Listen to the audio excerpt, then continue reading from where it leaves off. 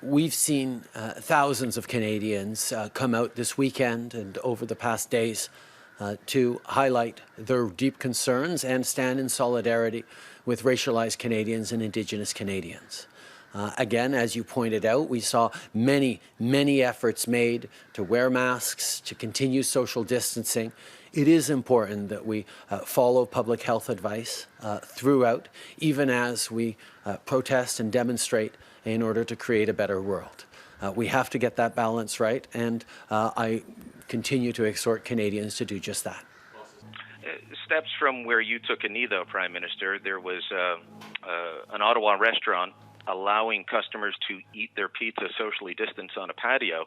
They're facing an $880 fine for violating the same emergency orders that you violated, that many of the people at the protest violated. So can you continue to say that we've got to have these lockdown measures in place when there is obviously a difference of how they are applied between people meeting on their driveways, people eating pizza, and people protesting?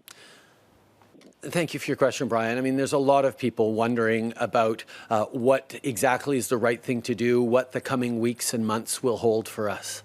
One of the things that we've seen very clearly from other jurisdictions, including places like South Korea and others, where a strong handling of the crisis at the beginning has given way to some resurgences here and there, is that as we loosen some of the population control measures, as people are returning to work, in some ways seeing businesses reopen, we need to step up in other ways. We need to continue socially distancing. We need to wear masks where appropriate. But we also need to make sure that we are stepping up on things like contact tracing and exposure notification and massive testing. There are many more things we need to do. Even as we restart the economy, we need to bring in other measures as well to ensure that we can handle any resurgence. All this is difficult and frustrating and longer than we'd hoped it would be. In many ways. But at the same time, we know that the cost of having to return into social isolation, return into lockdown because of a massive resurgence is not one that anyone wants to bear, which is why we are being very cautious going forward, and we continue to encourage people to follow all public health advice and guidance. I will continue to follow public health protocols in terms of getting tested. I'm open to getting tested, obviously, but when I was in isolation because I was in proximity with my wife who had tested positive, it was determined at the time that I didn't need to get tested because I was isolating and I showed absolutely no symptoms. I continue, obviously, to show no symptoms.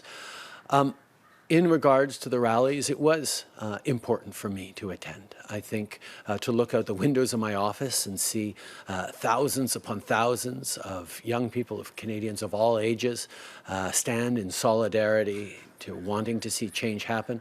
I felt it was important for me to be part of that, to be able to listen, to be able to hear people, and to be able to understand and to share with people how important it was to act on it. I, as best I could, followed social distancing measures, wearing a mask, keeping distance where possible. But I recognize that it is a difficult situation where we are trying to balance very important competing interests.